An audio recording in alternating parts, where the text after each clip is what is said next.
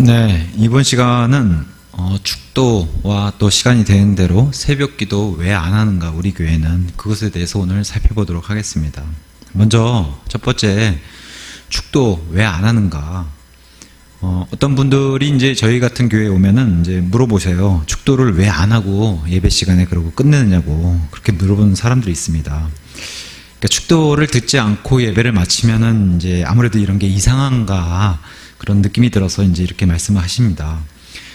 그러면서 축도가 없으면은 좀 이상한 교회 아닌가, 이렇게 말씀하시는 분들이 많은데, 아닙니다. 오히려 축도를 이제 다른 말로 이제 표현하면은 이제 목사가 이제 어떤 축복의 권한이 있는 것처럼, 축복권이 있는 것처럼 이렇게 행사하는 그런 교회가 많은데, 이런 축도권이라든가 축복권이 없는 그런 교회나 그런 목사가 좋은 교회와 좋은 목사인 겁니다. 목사가 이제 그렇게 주장하는 거예요. 나는 선을 긋고서 목사기 때문에 평신도와 다르다, 이렇게 이제 구분을 하는 것을 우리가 충분히 그렇게 생각을 해볼 수 있는데, 이것은 마치 구약의 이스라엘의 성막을 섬기는, 하나님을 섬기는 제사장처럼 구는 그런 예수님이 이 땅의 교회들에게 경고하신 니골라당이라고 하는 그런 계급 체계를 나누는 듯한 그런 교회로 이렇게 비춰질 수 있고, 특히 실제로 이렇게 계급 차이로 나누는 교회를 우리는 천주교회, 그래서 이스라엘의 제사장을 영어로 프리스트라고 해요. 프리스트라고 얘기하는데, 그것을 천주교의 신부도 동일하게 그 단어를 여전히 쓰면서 신부도 영어로는 그대로 프리스트예요. 그래서 이 사제와 또 천주교 신도 사이에 여전히 계급이 존재하는 이스라엘의 제사장처럼 이러한 계급 체계를 가진 그런 종교가 아직도 있다는 겁니다. 근데 이러한 이와 같은 것처럼 개신교회에도 목사가 마치 이런 것들을 이어받은 듯한 그러한 능력을 갖고 있는 것처럼 행사하는 그런 교회들이 세상에 많은 것을 우리가 알 수가 있습니다. 보통 이제 축도라고 얘기하면은 우리가 고린도후서 13장의 이제 마지막 말씀 14절 말씀을 들 수 있는데, 우리 성경에는 고린도후서 13장 14절 말씀입니다. 개혁 성경에 가서 보시면 고린도후서 13장 14절이 없습니다. 없고 12장을 11장으로 합쳤어요. 그 다음에 13절을 12절로 옮기고 14절을 13절로 옮겨서 결국엔 이렇게 땡겨가지고 이렇게 말씀을 맞춘 것으로 이렇게 되어 있는데, 우리 성경에는 14절이 있습니다.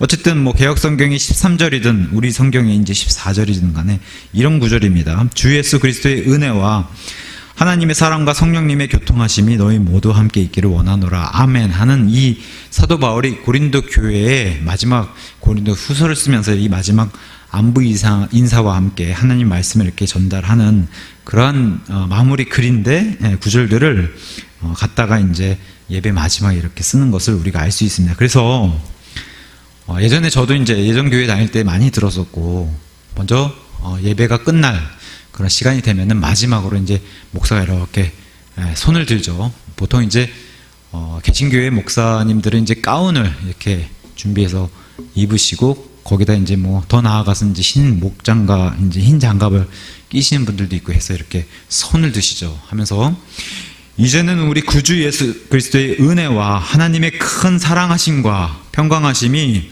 오늘 교회에 나온 사랑하는 성도들 머리 위에와 그들의 가정과 그들의 생업 위에 지금부터 영원토록 함께할지어다.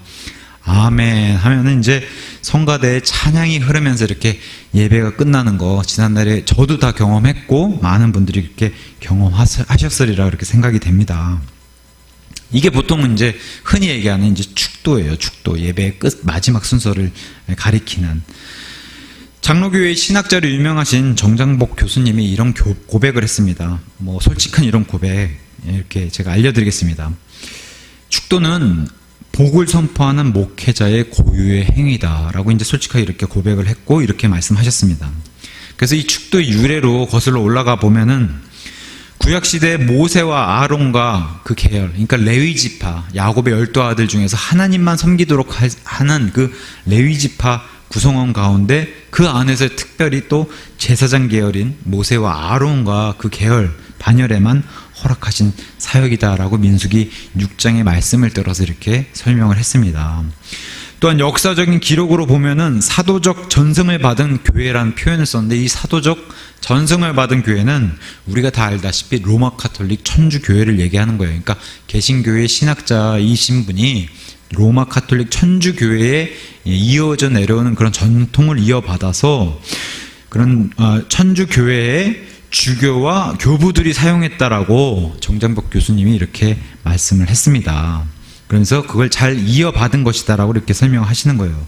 그러면서 이제 마틴 루터라든가 칼빈이라든가 이러한 종교 개혁가들도 천주교와 마찬가지로 축도를 하나님이 복을 주신다는 사실을 선언하는 사제의 고유한 사역으로 이해하고서 강복 선언, 강제로 복을 내려주는 그 선언이라고 칭하면서 이 축도를 예배에서 실천하여 활발하게 사용한 것으로 알려졌다라고 이제 이렇게 연구해서 말씀을 하셨어요. 그래서 지금도 많은 유럽의 개혁 교회들이 사용하고 있다. 유럽의 개혁 교회는 개신 교회를, 종교 개혁 이후에 개신 교회를 얘기하는 겁니다. 그래서 많은 유럽의 개신 교회들이 이렇게 사용하고 있다고 설명을 하셨습니다.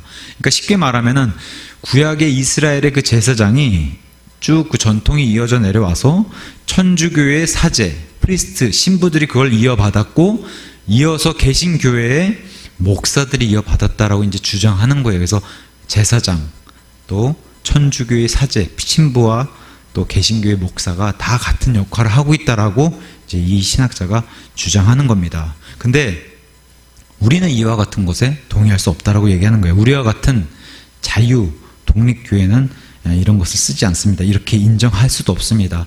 우리는 구약의 제사장과 같다라고 얘기할 수도 없고 성경이 그걸 지지하지도 않습니다. 더구나 이제 이분이 얘기하시는 거예요.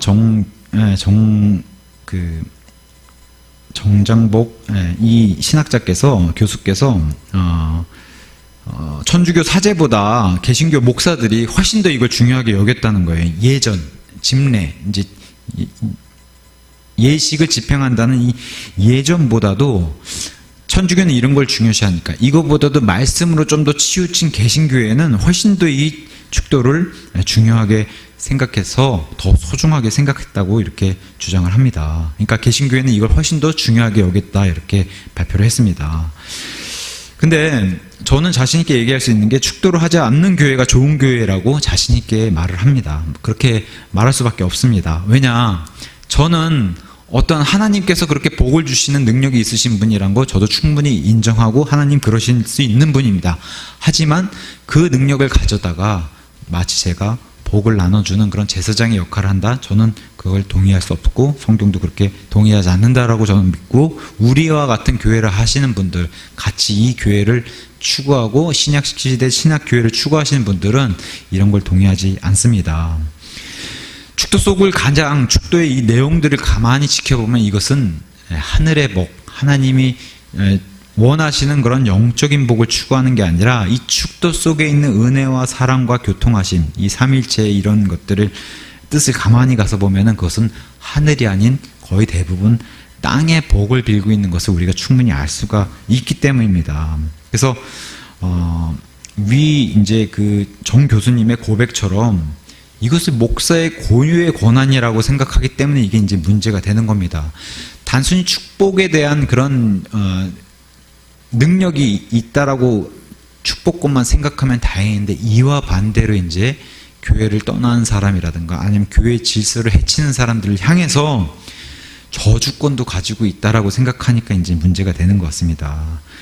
그래서 이제 이 축복권이 여기서 발전을 하게 되면은 사업을 할 때라든가 아니면 학업을 위해서라든가 아니면 집이 이사 갈 때라든가 아니면 자동차를 구입했을 때도 거기에 축복을 해달라고 하는 이런 것으로 잘못된 방향, 이런 잘못된 방향으로 발전해 나가기 때문에 이게 참 문제인 것 같다, 그렇게 이제 제 의견을 말씀드립니다. 이런 형태는 마치 무당이 구판 버리는 것과 같은 그런 모양새를 취하고 있다, 그렇게 말씀드릴 수 있습니다. 제가 무당에 대해서는 좀 그래도 남들보다는 그나마 좀 잘 아는 편이에요. 왜냐면은 제가 예수님을 영접하고 구원받기 전에 나름 이제 무당들과 어울려 다녔던 그런 사람이고, 저도 반은 무당이었고 반은 그런 접신을 하려고 했던 그런 사람이었기 때문에, 그때 이제 친하게 지내던 그런 뭐 선녀 무당이라든가 이런 사람들이 제 차를 향해서 그렇게 칼춤을 치고 차에 그 사고 나지 않기 위해서 구판을 벌리던 그거랑 뭐가 다른지 저는 그 차이점을 찾을 수 없습니다. 이 목사가 단순히 그 대상이 하나님께 이렇게 사고가 나지 않게 축복을 빌어준다는 것 자체가 제가 봤을 땐 또 동일하다라고 그렇게 생각이 됩니다. 그러니까 이거는 마치 구약시대에, 이스라엘의 그 구약시대에 스스로가, 목사가 스스로 그런 제사장인 것처럼 혼동하는 데서 오는 것 같습니다. 이 문제가. 근데 이제 이런 걸 혼동하는 데서만 오면 다행인데, 그러면서도 이 성도들, 흔히 얘기하는 평신도라고 하는 그런 계급 체계를 나눠서 그 평신도들에게, 목사에게 순종할 것을 강요하고, 그 다음에 자신의 권위를 스스로 내세우는 게 여기서 이제 문제가 발생하는 거라고 그렇게 생각을 합니다. 그러니까 축복권까지는 괜찮은데 저주권이 문제가 된다는 거죠. 그래서 이 저주권을 가지고 있다라고 본인도 믿고 성도들도 그렇게 믿으니 이 저주권으로 성도를 속박 가운데로 몰아넣는 그런 일이 생긴다는 겁니다. 그래서 보통 흔히 표현하는 주님의 종, 목사는 주님의 종이기 때문에 목사를 대적하는 일이라면은 하나님으로부터 저주를 받는다고 하는 이런 속박 가운데 몰아넣는 일이 주변에도 이제 얼마든지 벌어지고 있으니까 이런 것들을 우리가 조심해야 되고, 또 이런 문제가 발생하는 것을 충분히 알 수가 있습니다. 성경이 말하는 목사와 그 성도와의 관계는 하나님 앞에서는 그냥 성도예요. 성도인데 하나님이 부여해 주신 역할의 차이가 있는 것뿐이지.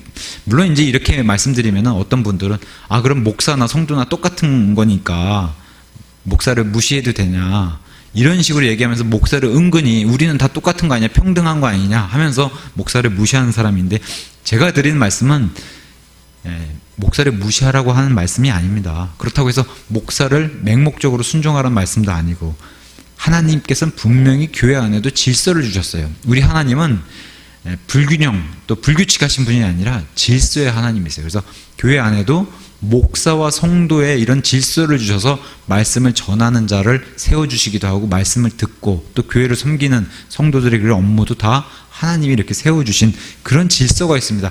이런 질서가 있는 구원받은 자라면 당연히 목사를 존중하고 목사도 성도를 존중하고 서로 섬기는 자세가 되어야죠. 이게 하나님이 원하시는 질서예요. 근데 마치 목사는 위에 있고 성도는 아래에 있는 이런 식의, 강단은 높고 청중들이 앉는 의자는 아래에 있기 때문에 내려다본다는 이런 계급 체계가 들어온다면 이건 곤란한 얘기라는 거죠. 예수님이 미워하는 일이고, 목사는 절대 천주교에서 넘어오는 그런 사제와 같은 자리에 있거나 그렇지 않다라고 얘기하는 겁니다. 천주교에서 말하는 신부는 이스라엘의 제사장일진 모릅니다. 왜냐하면 같은 프리스트라고 하는 단어를 쓰기 때문에. 근데 우리가 잘 알다시피 베드로전서 2장 5절에 가서 보시면은 구원받은 성도는 누구나 하나님 앞에 제사장이라고 성경이 설명해 주고 있어요. 그래서 베드로전서 2장 5절 말씀을 가서 보면은 1장 베드로전서 2장 5절 말씀, 너희도 살아있는 돌들로서, 우리가 예수님의 몸에 그 성전을 건축하는 살아있는 돌이라는 겁니다. 사람인 우리가, 성도가. 그러면서 영적 집으로 건축되고 예수 그리스도를 통해 하나님께서 받으실 만한 영적 희생물을 드리는 구약 시대의 그 제사장처럼 신약 시대 교회는 예수님의 몸을 구성하는 거룩한 제사장들이라는 거예요. 모든 사람이 제사장이 아니라 구원받은 성도, 전 성도가 다 제사장이 되는 그런 직분을 구원받은 사람에겐 누구든지 줬다. 그게 바로 성경이 얘기하는 제사장 직분이고, 그걸 성경은 교회라고 얘기합니다. 신약 성도라고 얘기하는 겁니다. 9절에서도 동일하게 이렇게 얘기해요. 너희는 선정된 세대의 왕가의 제사장이다. 왕족의 제사장이란 겁니다. 우리가 이스라엘이 구약시대의 모든 민족들 가운데 거룩한 민족이 된 것처럼 신약시대 교회 역시 하나님 편에서 특별한 거룩한 민족이요 특별한 백성이다. 이건 이스라엘과 구분되는 교회는 거룩한 민족이요 또 다른 특별한 백성이라고 이렇게 얘기했는데, 이 사람들을 다 제사장, 구약시대는 레위지파 가운데서도 아론 계열, 아론의 후손들만 제사장이 될 수 있었던 것을 신약 시대에는 예수 그리스도의 그 보혈의 공로, 피로 거저 은혜 받은 사람은 누구든지 구원받은 사람이라면 제사장이 될 수 있는 그러한 특권을 누구에게나 부여해 줬다는 겁니다. 그게 바로 신약 시대와 구약 시대의 큰 차이점이에요. 근데 마치 신부 또 개신교의 목사만 이렇게 될 수 있는 것으로 자꾸 그렇게 알려지니까 그게 잘못됐다라고 얘기하는 겁니다. 그래서 베드로전서 5장 1절에 베드로도 역시 이렇게 경고를 합니다. 너희 가운데 있는 장로는 곧 목사를 얘기하는 거예요. 장로들에게 권면하노니 나 역시 베드로 역시 장로라는 거예요. 그러면서 그리스도의 고난의 증인이요 앞으로 나타날 영광의 예수 그리스도의 재림의 부활과 휴거에 참여할 자다. 너희 가운데 있는 하나님의 양떼, 이 성도들을 얘기하는 거예요. 양떼를 먹이고 감독하는 일이 바로 목회자, 장로, 감독의 의무라고 얘기하는 겁니다.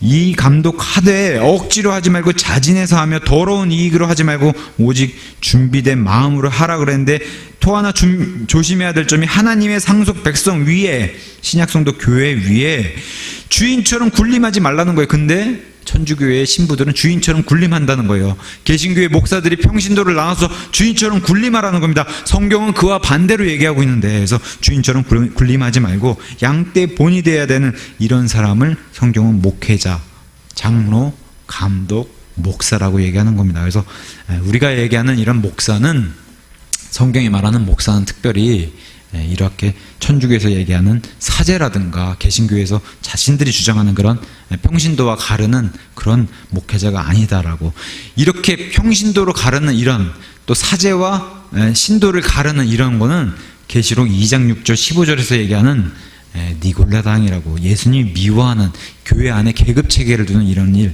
그래서 천주교 같은 데서는 저 위에 교황부터 시작해가지고 많잖아요. 추기경, 주교, 신부, 수녀 이렇게 쭉 내려오는 이러한 니골라당의 계급 체계를 예수님 미워하신다. 그걸 성경이 정확하게 우리에게 증언해주고 있기 때문입니다. 성경은 정확하게 우리가 현재 사용하고 있는 목사와 그 다음에 장로와 감독이 다 동일한 단어로 디모데전서 3장 1절 나오는데, 디모데전서 3장 1절에 가서 보시면 이렇게 돼 있어요. 감독의 자격해서 남자가 감독의 직무를 사모하면 선한 일을 사모한다는 이 말은 참된 말이다. 그래서 이스라엘의 치리자들은 보통 나이가 들고 많은 지식이 있는 장로라고 불렀던 그런 사람들이 있는 반면에 이방인들은 이와 다르게 감독이란 단어를 많은 사람의 무리를 이끄는 리더의 역할을 감독이라고 불렀어요. 그래서 감독과 장로는 민족이 다른 곳에서 쓰였지만 같은 그런 교회 입장에서는 목회자로 쓰였어요. 근데 이 제사장이란 단어도 신부나 사제란 단어로 프리스트로 갖다 썼듯이 이런 감독의 직무 역시 교회에서 처음엔 이 단어를 쓰다가 천주교에서 이 단어를 변형시켰기 때문에, 그 뜻을 뭘로 변형시켰냐, 똑같은 이 감독으로 써있는 이 성경의 단어를 천주교는 주교라고 하는 단어로 썼어요. 그러니까 제가 한번 읽어볼게요. 주교로 바꿔서.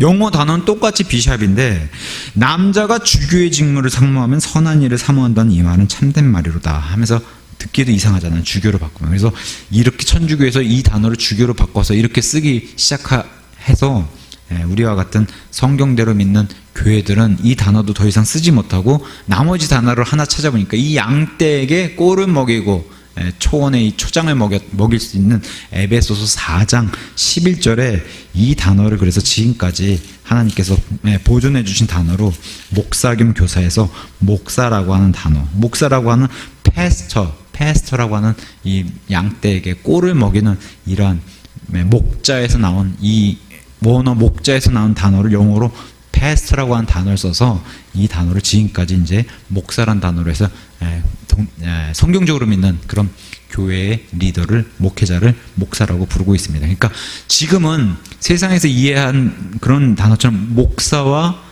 천주교에서 말하는 감독, 성경에서 말하는 감독, 이런 내용들이, 뜻들이 다 달라졌기 때문에 성경은 목사와 장로와 감독이 다 같은, 단어는 다르지만 같은 임무를 수행하는 교회의 최고 리더라고, 이렇게 이끌어가는 리더라고 성경은 얘기하고 있는데, 이 단어들을 많은 경우 장로교회라든가 아니면 천주교에서 주교로 쓴다든가 아니면 제사장이라는 단어를 여전히 사제로 쓴다든가 이런 단어들로 바꿔놨기 때문에 더 이상 우리는 쓰지 않고 우리는 성경적인 단어로 패스터라고 하는 목사라는 단어를 쓴다. 이제 이렇게 지금까지 내려오고 있습니다. 근데 간혹 보면 미국이나 우리나라에도 이제 레버런드라고 하는 단어를 목사의 호칭, 그 명함에 파는 사람들이 이제 꽤 있는데, 이 단어는 잘못된 단어예요. 이건 목회자, 특히 목사에게 붙일 수 없는 그런 호칭인데, 왜냐하면 시편 111편 9편에 가서 보시면, 111편 9편에 가서 보시면 딱 한 단어, 성경에 등장하는 하나님을 칭할 때 111편 9편에 그분께서 자신의 백성에게 구속함을 보내시며 자신의 언약을 영원히 명령하셨으니 그분의 이름은 거룩하고 지존하시도다. 그래서 그분의 이름, 여호와의 이름은 영원히 거룩하고 지존하다 할 때 그 지존을 레버런드라고 쓰는데, 이 단어를 목회자에게 갖다 자신이 명함에 붙이는 그런 사람들인데 절대 쓸 수 없는 단어입니다. 목사에게 이런 단어를 붙이는 거 하나님께만 붙이는 단어예요. 이 단어는 그렇게 시편 111편 9절에서 쓰였는데, 이 단어도 역시 갖다가 목사가 쓰는 그런 사람들이 있는데, 다시 강조하면은 목사가 이렇게 올라가고 신도는 이렇게 내려가고 그런 관계가 있지 않아요. 교회에는.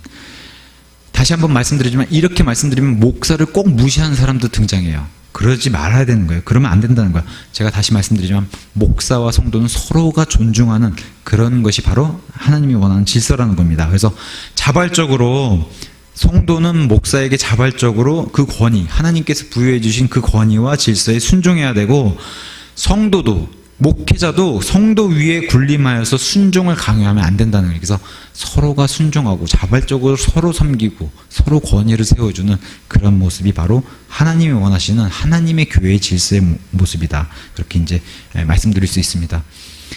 우리 침례교 선조에 찰스 스펄전이라고는 유명한 목사님이 계세요. 그래서 찰스 스펄전 목사님이 이런 고백을 했습니다.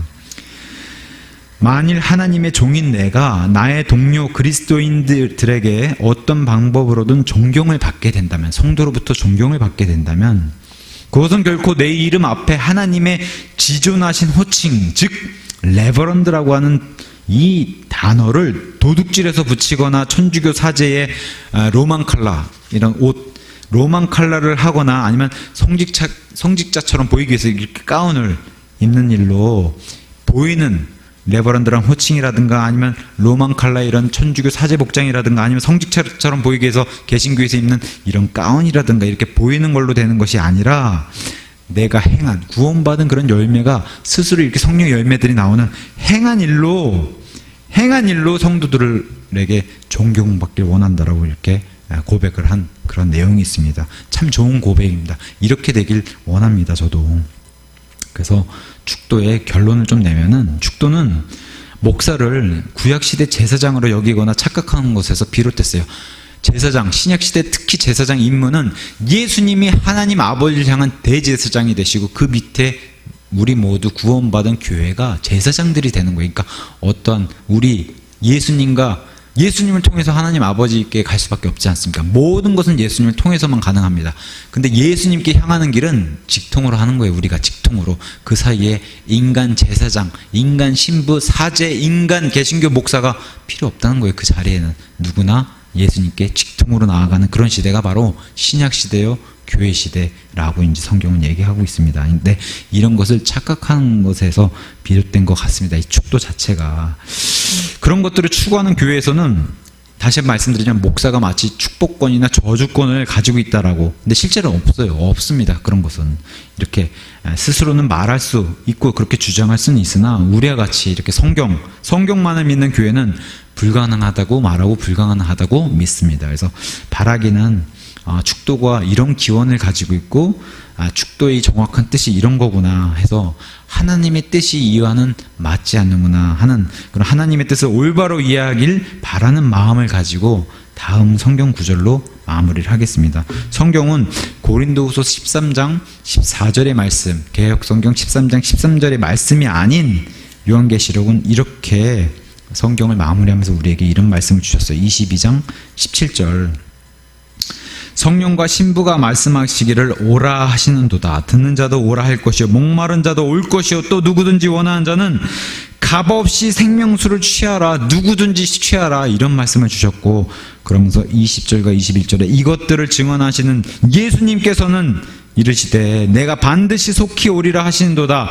아멘. 주 예수님이여 과연 그와 같이 오시옵소서 하면서 우리 주 예수 그리스도의 은혜가 너희 모두와 믿는 성도 모두와 믿는 성도가 전 성도가 제사장이 돼서 예수님께 직통으로 나아가는 그런 신약시대의 교회 모두와 함께 있기를 원하노라. 아멘. 이렇게 끝나는 게 성경에서 기록해 놓고 있는 증언입니다. 그러니까 고린도후서 13장에 그러한 축도권을 가지고 있다라고 하는 것은 착각에서 비롯됐고, 우리는 전 성도가 예수님 앞에 직통으로 나아가는 그런 제사장이 됐다고 하는 사실, 이런 것들을 좀 바로 알고 바로 성경대로 최선을 다해서 하나님께 가까이 나아가는 우리 모두가 되면 좋을 것 같습니다. 그 다음에 이제 두 번째로, 우리 교회는 새벽 기도를 하지 않습니다. 그래서 그 이유에 대해서 이제 잠시 살펴보도록 하겠습니다. 보통 이제 새벽 기도하면 이제 통성 기도가 이제 같이 따라오는데, 어쨌든 새벽 기도에 대해서 왜 이런 새벽 기도는 대한민국 교회에만 있는가? 이거 굉장히 이상한 일이에요. 전 세계 교회가 그렇게 많고, 미국, 영국, 호주, 캐나다 많은 이런 개신교회가 많은 그런 나라들에서도 새벽 기도가 없는데 왜 대한민국에만 새벽 기도가 있는 거예요? 이거 굉장히 이상한 일인데 이걸 깊게 생각하는 사람이 없는 것 같습니다. 그래서 이게 좀 깊게 생각해 볼 문제다라고 이제 이렇게 말씀드릴 수 있습니다. 물론 하루의 시작을 하나님께 기도로 시작한다는 거 매우 좋은 겁니다. 저도 그렇게 과거 그런 생활을 했었고, 근데 그럼에도 불구하고 이런 방식에 뭐가 좀 문제가 있다는 겁니다. 그래서 그 문제를 좀 살펴볼 필요가 있다. 다시 한번 말씀드리자면 왜 한국에만 이런 게 있을까? 그럼 뭔가 잘못된 거 아닌가? 왜 하나님의 구원받은 동일한 성도인데 왜 한국에만 이런 게 있는가? 그걸 좀 살펴보려고 합니다. 저도 예수님께 구원받기 전에, 저는 2013년도에 구원받았어요. 근데 비교적 늦은 나이에 받았죠. 그래서 예수님께 구원받기 전에, 그리고 구원받기 직전, 또 구원받고 난 이후에 기쁨으로 새벽 기도를 다닌 적이 있습니다. 저 역시도. 어떤 분은 말해요. 예수님을 믿는 그 열매로 새벽 기도를 다닌다고. 근데 그 다니는가 안 다니는가를 새벽 기도라는 믿음의 척도로 해서 남을 판단하기 일쑤였던 게 바로 저의 모습입니다. 그리고 제가 봤을 때도 꽤 많은 분들이 새벽 기도를 통해서 그 사람의 믿음을 재려고 하는 그런 모습들을 볼 수 있습니다. 어떤 형제님이 우리 교회에서도 그런 얘기를 하셨어요. 제가 보기에는 여기 성도들이 기도를 안 하는 것 같으니 우리 좀 모여서 기도 좀 합시다. 이런 얘기를 한 적이 있어요. 그랬더니 다른 그 말씀을 들은 형제님들이 발끈하죠. 아니, 어떻게 기도를 하는지 안 하는지 어떻게 알고 그런 얘기를 하시냐고 하면서 기분을 좀 상해하는 그런 일도 있었습니다. 보통 제가 다녔던 장로교회도 좀 큰 규모의 교회였는데, 가서 보면 담임 목사님이 매일 나오시기도 하고, 또 못 나올 때는 또 부목사, 또 못 나올 때는 전도사님들이 이렇게 그 강단의 자리를 좀 채우죠. 담임 목사님이 나오면은 부목사부터 해서 전도사들까지 다 이렇게 출동을 합니다. 안타깝게는 가서 보면 담임 목사님 설교하실 때 조는 것도 꽤 볼 수 있어요. 부목사님과 전도사님들 역시. 어떤 분들은 얘기하죠. 졸면 믿음이 없는 건가? 그렇진 않다고 저는 생각하지만 그렇게 볼 수도 있겠습니다. 어쨌든 저는 제가 봤을 때는 저 역시도 새벽기도 나오는 나는 믿음이 좋고 새벽기도 안 나가는 저 사람들 믿음이 안 좋아. 저 역시도 그런 잣대로 사람들을 판단한 적이 있었고, 물론 새벽기도 나오는 모든 사람들이 저와 같은 생각을 했다고는 생각은 안 합니다. 하지만 다시 한번 문제의 원점을 가서 살펴보면 왜 한국에만 새벽기도가 있는가? 저는 의뢰의 다른 나라, 제가 새벽기도 다닐 때는 다른 나라도 다 있는 줄 알았어요. 근데 알고 보니까 왜 우리나라에만 이런 것이 있는가? 그게 좀 저도 의문이었습니다. 다시 한번 중요한 포인트를 말하는 게 새벽기도가 잘못됐다고 말하는 건 절대 아닙니다. 저 역시도 새벽기도로 많은 은혜를 받았고, 많은 사람들이 새벽기도로 많은 국가와 교회와 가정과 위에서 기도를 하는 좋은 일입니다. 그럼에도 불구하고 꼭 주장하는 게 하나 있어요. 그건 뭐냐면 새벽에 하는 기도는 꼭 교회 가서 해야 된다는 거예요. 교회 가서 해야 된다. 이걸 좀 이렇게 중요하게 여기는 것 같아요. 교회 가서 기도를 해야 된다. 마치 구약에 성전에 가서 기도를 드렸듯이 교회에 가서 꼭 기도를 해야 된다. 그럼 정말 교회에 가서만 기도를 해야 되냐? 자기 방이나 자기 집에서 기도하는 것은 안 되나? 사실 이렇게 그냥 집에서 방에서 기도하셔도 됩니다라고 말씀하는 그런 목사님들, 제가 봤을 때 거의 대놓고 이렇게 말씀하신 분들 없는 것 같아요. 교회에 와서 기도하시는 걸 좋아하시지. 왜 꼭 교회에 와서만 기도를 해야 되는 건가? 보통 이제 침례교회는 이제 새벽 기도를 이제 저희가 같은 침례교회는 안 하니까. 근데 장로교, 감리교에서 오신 분들이 주로 이제 교회에 와서 꼭 기도를 해야지 기도가 된다라고 그렇게 주장하시는 것 같아요. 저희 같은 교회 이제 모이시면은. 기도는, 성경이 말하는 기도는 사실은 새벽이든 아침이든 밤중이든 언제든지 쉬지 말고 기도하라는 게 성경의 진리입니다. 장소는 중요하지 않다라고 얘기해요. 시간도 중요하지 않다라고.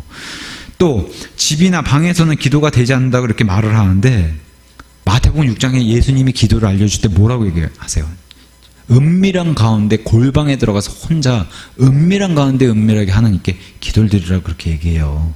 2000년 전에 예수님이 이렇게 말씀하셨는데도 불구하고 사람들이 많은 곳에 나와서 기도를 드린 사람들이 있어요. 그 사람들을 예수님은 종교 지도자들, 바리새인들, 서기관들, 율법 박사들, 또 사두개인들, 이런 종교 지도자들이 항상 사람들 앞에서 사람들이 다 듣게끔 그렇게 소리를 내서 남들 앞에 나팔을 부는 그런 기도를 하니, 이렇게 너희들은 기도를 하지 말고, 이런 기도는 마귀를 섬기는 그런 이교도들이나 하는 것이지 이런 것은 하나님에게 드리는 기도는 아니다라고 이제 예수님이 말씀하셨는데, 2000년 전에 그런 종교 지도자들의 기도처럼 지금도 예루살렘 저 가면은 유대인들이 통곡의 벽에 그렇게 모여가지고 다른 사람 보는 앞에서 그렇게 기도를 하는데, 2000년 전에 하지 말란 그 행위를 2000년이 지난 지금도 계속 그러고 있어요.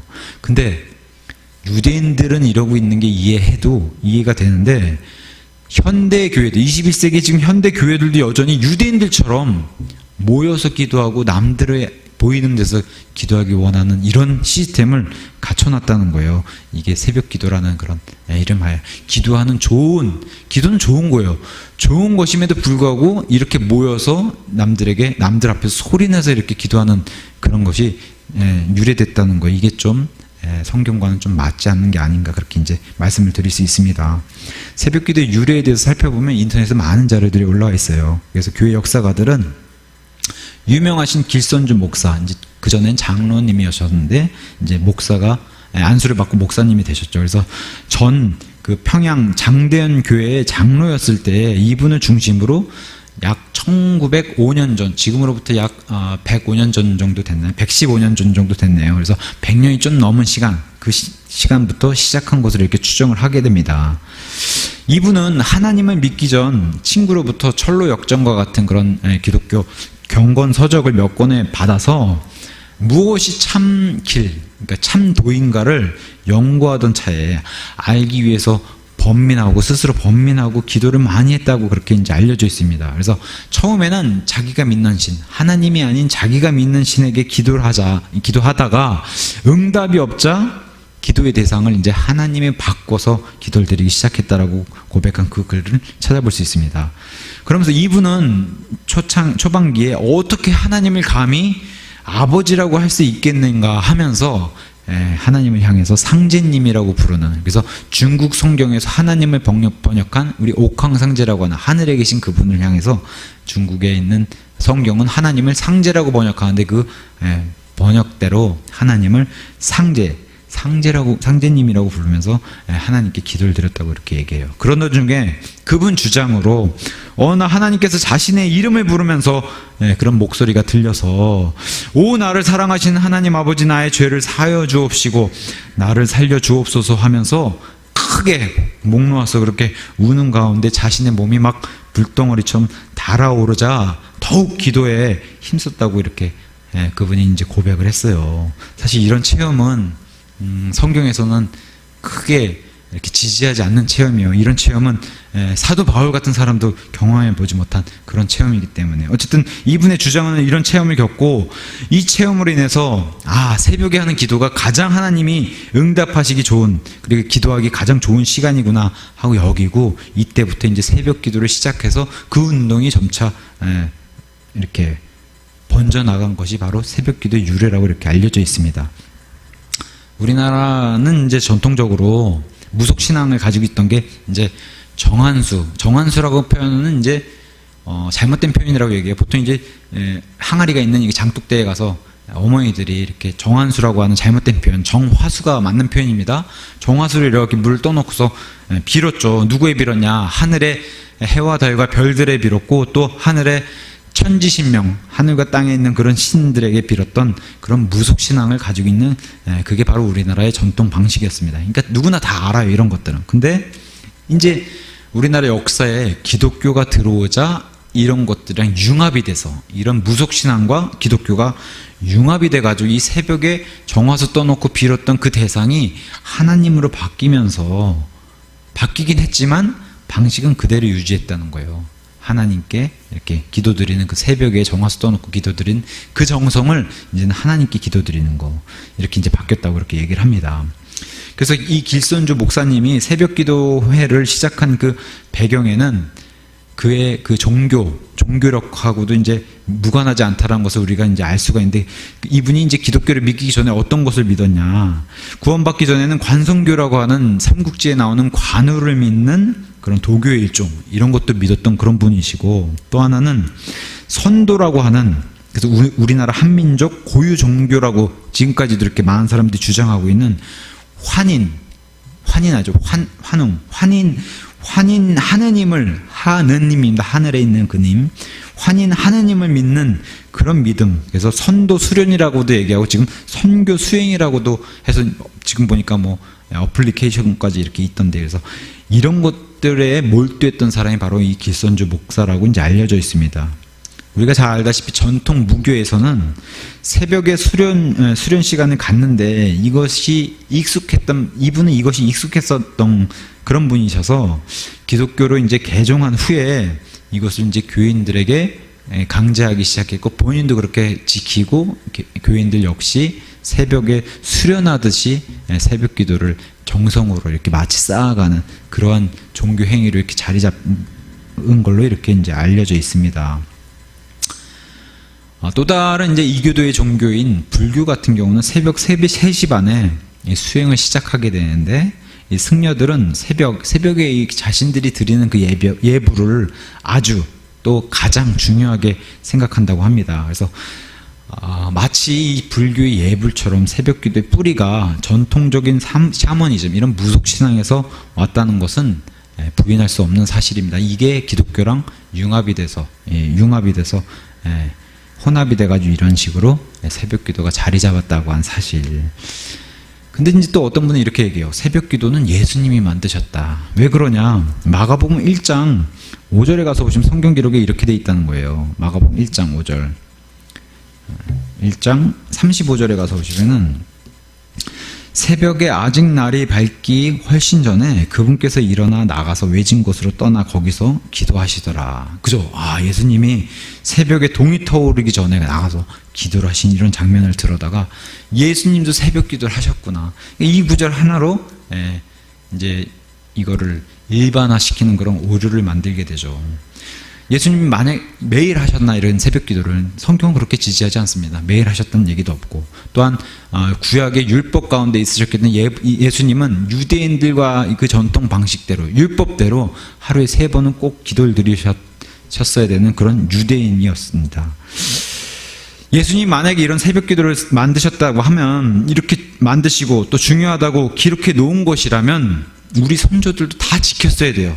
그죠? 미국, 영국 등 전 세계 성도들도 다 지켰어야 되고, 우리가 훌륭하다고 하는 그런 믿음의 선조들, 마틴 루터라든가 칼빈이라든가, 감리교를 창시했던 요한 웨슬레라든가, 아니면 찰스 스펄전이라든가, 마틴 로이드 존스 목사님이라든가, 이런 사람들이 이 새벽 기도를 했어야 되는데, 왜 이 사람들, 그 많은 성도들은 왜 새벽 기도를 하지 않은 것일까? 이거 사실 의문점을 가져야 되는 거거든요. 아무리 내가 새벽 기도를 열심히 하고, 나는 열심히 하는데 이들이 안 했다고 해서 내가 한 게 잘못된 게 아니다라고 주장하면 안 된다는 거예요. 왜 이 마태복음 1장 35절을 이분들은 왜 이렇게 이걸 지켜야 된다고 생각하지 않았을까?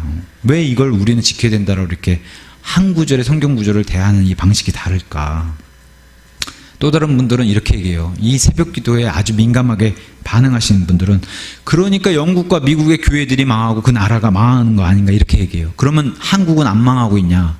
한국의 새벽 기도를 통해서 마치 이 기독교가 부흥했다라고 생각하는 사람들은 새벽 기도를 안 하기 때문에 한국이 망해간다 생각하지만 전혀 그거는 근거가 없는 말입니다.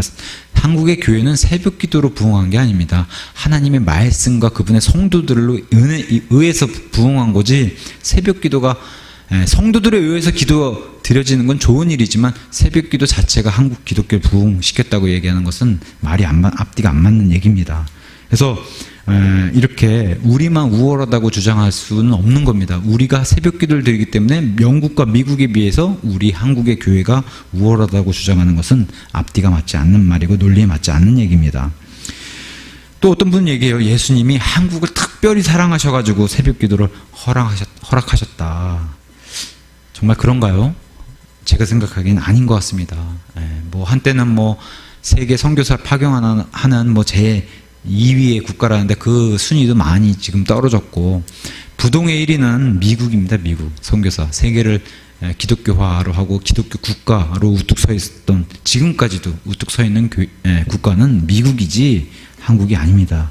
그러니까 한국을 사랑하신 건, 대한민국을 사랑하신 건 맞아요. 대한민국을 조선에서 대한민국으로 바꿔주신 분은 분명히 하나님이세요. 그럼에도 불구하고 한국을 특별히 사랑하셔가지고 뭐 새벽 기도를 허락하신 것은 아니다. 그렇게 이제 우리가 볼 수 있습니다. 우리 교회 이 예배당 오는데 올해 초에 이제 예배당 구하겠다고 여기저기 뛰어다녔어요. 부동산이랑. 교회 건물 구하는데 어려움이 많아요. 왜 그러냐? 경제에 나는 이렇게 어려운데도 건물주들이 교회에는 임대를 주지 않았어요. 그 이유가 지금이 마지막 시대니까 교회가 핍박받아서 그런 것인가? 아니라는 거예요. 다 그렇다고 볼 수는 없어요. 왜냐? 교회의 인식이 벌써 안 좋다는 거예요. 세상 사람들에게. 믿지 않는 사람들에게조차도 교회 인식이 안 좋아졌다는 거예요.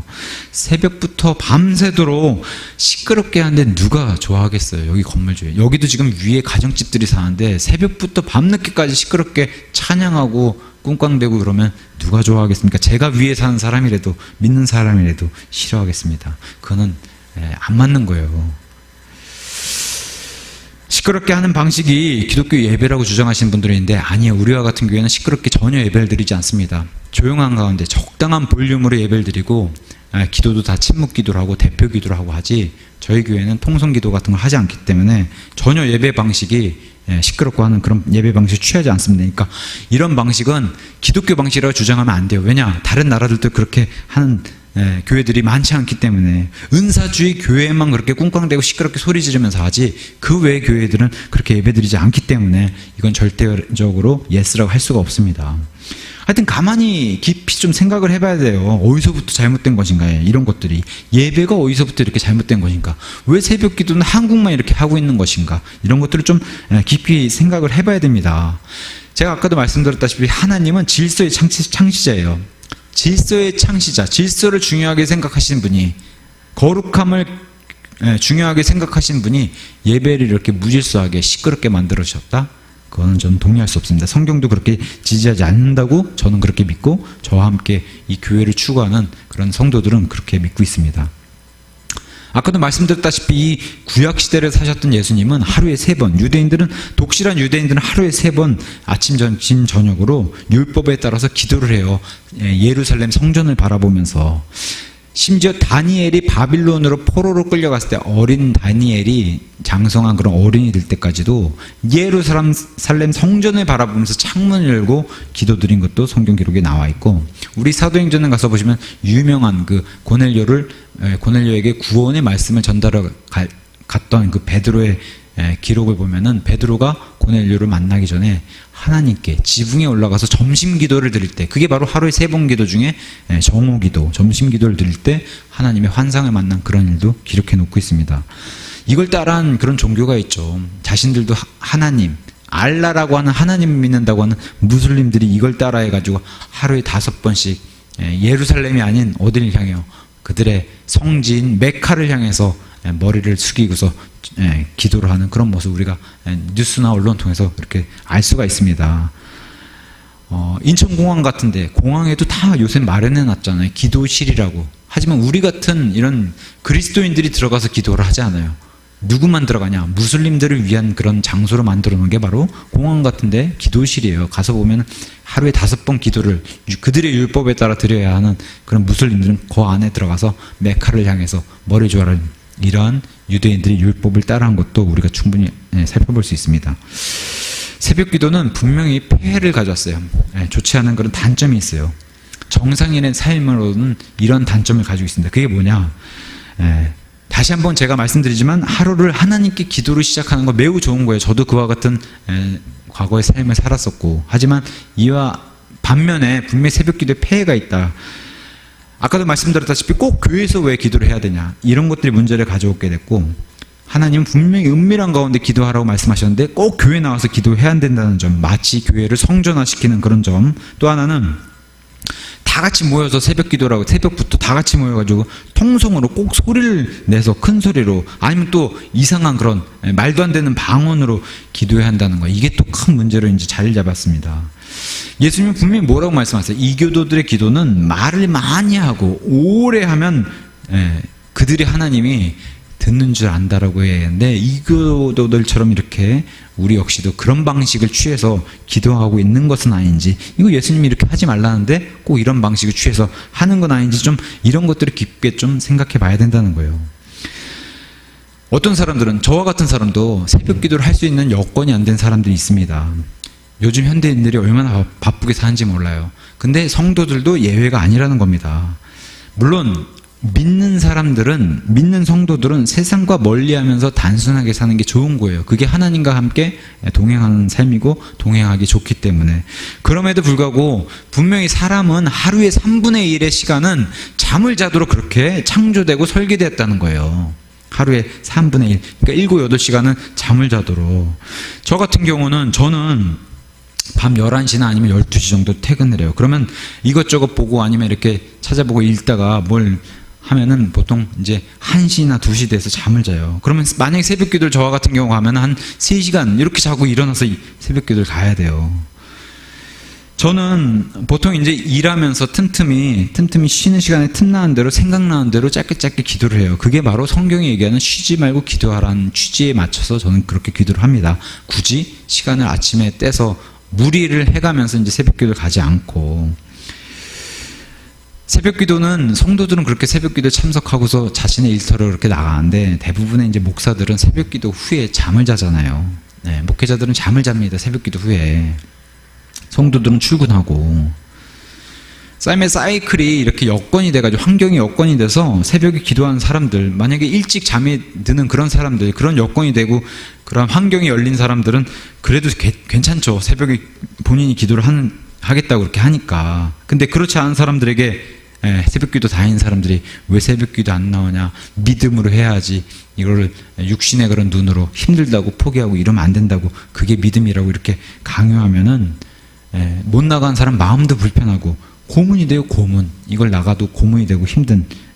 그래서 보통 우리가 좋은 그리스도인이라면 믿지 않는 사람들이 봐도 보편적이고 상식적으로 생각할 수 있게끔 그렇게 해야 되는데, 지금 그러한 상식이 다 깨져 있는 게 바로 세상이 바라보는 교회입니다. 만약에 운전하는 일이 제 직업이라면 이런 사람들에겐 정말 치명적인 거예요. 잠을 못 자고 새벽 기도 나가는 일 때문에 운전이 자기 직업의 위험, 또 남을 위험하게 하는 이런 일까지 되는 거니까. 제가 한번 역으로 질문해 보고 싶어요. 새벽 기도는 하루도 빠짐없이 365일을 나가시는 분이 있다라고 하면은 과연 성경은 얼마나 알고 있나? 하나님께서 꼭 반드시 알라고 하는 교리는 얼마나 알고 있나? 하나님의 이 창세기서부터 요한계시록의 이 하나님의 섭리, 아니면 하나님의 통치 방식이 바뀌는 경륜, 그런 세대, 이런 것에 대해서는 얼마나 알고 있나? 한번 제가 역으로 여쭤보고 싶습니다. 보통 이제 새벽 기도 이런 문제를 건드리면은 굉장히 민감해 하시는 분들이 많아요. 대부분 그런 분들은 새벽 기도 열심히 다니시는 분들이에요. 제가 다시 한번 말씀드리지만 새벽 기도 자체, 하루를 기도로 여는 거 나쁘다고 말씀드린 게 절대 아닙니다. 근데 그 유래를 살펴보면 분명히 좋지 않은 출발을 가지고 온 것도 사실이고, 우리나라만의 독특한 방식이 자리 잡은 것도 사실이고, 그 배경에 무속신앙인 이런 샤머니즘과 같이 융합이 됐다는 것도 이것도 사실입니다. 그러니까 이런 것들을 부인할 수 없는 사실을 가지고 있기 때문에 이런 것들 좀 깊게 생각하고, 다시 한번 말씀드리지만 왜 대한민국에만 이런 게 있는 것인가? 그럼 기독교라는 종교 자체가 우리나라에서 출발한 게 아닌데 우리나라도 이렇게 하나님의 복음의 그런 길을 따라서 우리나라로 이렇게 전달받은 것인데 우리가 잘못 믿고 있는 것은 아닌지, 성경의 방식이 아닌지, 이런 것 좀 깊게 생각해 봐야 된다는 거예요.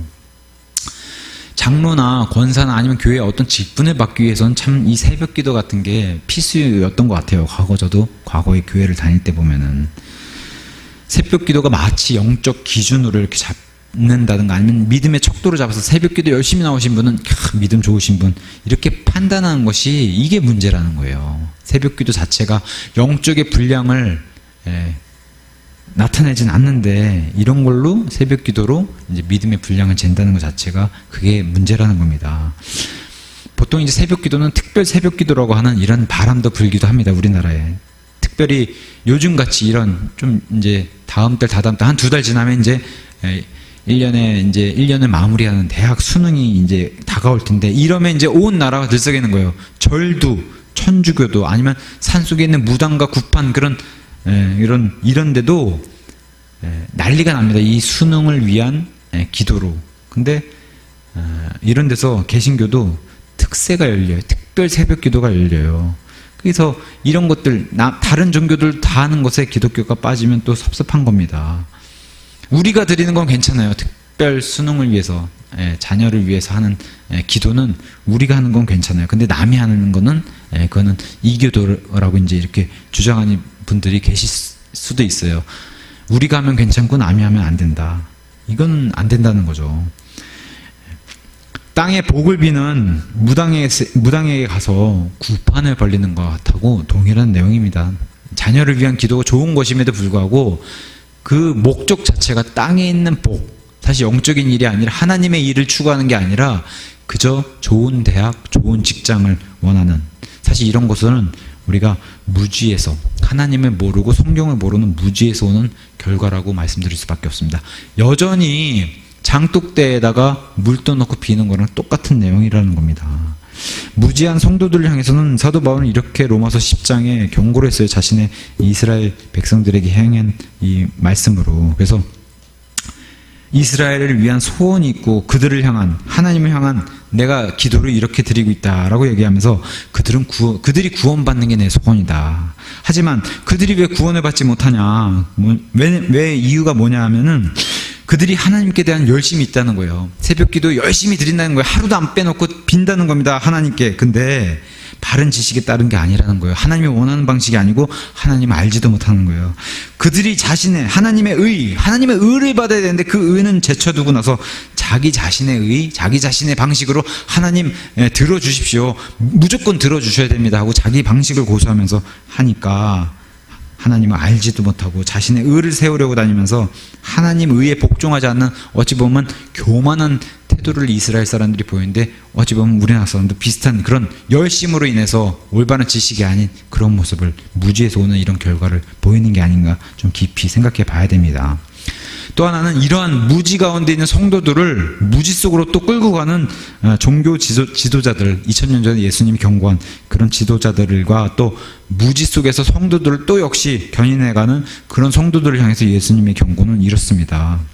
누구나 주님 주님하고 외친다고 해서 구원받아서 예수님과 함께 천국에 가는 건 아니라고 예수님이 말씀해 주세요. 그래서 주여 주여라고 아무리 외쳐 부르짖어도 다 하늘의 왕국에 또는 천국에 들어가지는 아니하고 오직 하늘에 계신 내 아버지 뜻을 행하는 자라에 들어가는데, 그날에 많은 사람들이 아니 이렇게 부르짖었고 이렇게 믿었고 이렇게 교회 열심히 다녔고 이렇게 새벽기도 열심히 했고 특세까지 다 참여했는데 우리가 주의 이름으로 대언하고 주의 이름으로 마귀도까지도 내쫓고 많은 놀라운 일들을 다 주님이라고 부르면서 교회 다니면서 다 했는데, 했더니 예수님 뭐라고 대답하세요? 그때 내가 그들에게 밝히 말하되, 예수님 말씀하시는 거예요. 내가 너희가 그렇게 외쳤어도 너희를 결코 처음부터 알지 못했다. 처음부터 몰랐다는 겁니다. 알았다가 관계를 끄는 게 아니라 처음부터 너희는 너희 방식대로 나를 끌고 갔었지 내 방식대로 끌려오진 않았다. 우리의 기준은 하나님의 방식이 돼야지 내 방식을 하나님을 가져다가 끌어맞추면 안 된다는 건데, 새벽기도에 아니면 새벽기도 안에 그런 방식을 통해서 우리가 이러한 모습은 없는지 이런 것을 조심해야 된다고 얘기하는 겁니다. 교회 부흥에는 새벽기도가 필수라고 얘기하시는 그런 목사님들이 있어요. 새벽기도로 부흥했다는 대형 교회들이 많습니다. 그렇게 주장하는 교회들이. 자, 큰 교회가 나쁘다라고 얘기하는 거 아니에요. 큰 교회가 다 나쁜 건 아니지만 방식이 아까도 말씀드렸다시피 꼭 자기 교회를 전도해야 된다는 거예요. 이런 데서 문제가 발생한다는 겁니다. 그래서 전도를 많이 해서 부흥이 잘 된 교회는 많은 사람들이 어떻게 부흥했나 배우러도 다녀요. 그러니까 교회 건물 규모로 또 그 부흥의 그런 척도를 나누기도 하고, 많은 교인 수로 교회 성공의 요인이라고 이렇게 치기도 하는데, 만약에 성경적인 예수님의 칭찬을 받았던 계시록 7교회 가운데 필라델피아라든가, 아니면 예수님 사역 가서 보시면은 제자가 120명, 부활하신 승천하신 뒤에 제자가 120명, 승천한 모습을 본 형제들, 구원받은 형제들이 500명밖에 없었어요. 그러면 예수님은 사역이 실패한 건가요? 필라델피아 같은 작은 교회는 이들의 시선에 봐서는 실패한 건가? 좀 전에도 말씀드렸다시피 교회가 부흥이 되면 다른 나라에서도 신학자나 많은 목회자들이 이 성공 케이스를 견약하러 이렇게 많이 온다는 거예요. 그래서 우리나라 이 서울에 이렇게 대형화 교회를 성공한 어느 목사님은 2013년도에 이런 특세나 새벽기도를 부흥시켜가지고 부산에서 2013년도에 열린 종교 올림픽이라고 하는 WCC라고 하는 세계의 종교들 다 하나로 모으는 이런 종교 통합 운동의 총회를 준비하신 이런 분도 있습니다. 그러니까 새벽 기도를 열심히 해서 부흥시켜가지고 이런 데로 끌고 가면은 이게 무슨 소용이 있겠냐는 거죠.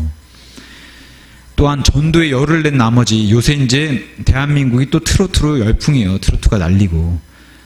태진아 송대관이 또 교회의 집사라고 이렇게 알려져 있는데, 태진아 송대관 집사님들 초청해가지고 또 트로트 공연 열고 교회에서 가수들 불러서 공연하고 연예인 불러서 간증하고 이런 걸로 이제 번져나간다는 거예요. 새로운 사람들 선물 줘가면서 이 선물 공세까지 해가면서 전도해가는 이런 걸로 잘못된 방향에 이렇게 나아간다는 게 문제인 겁니다.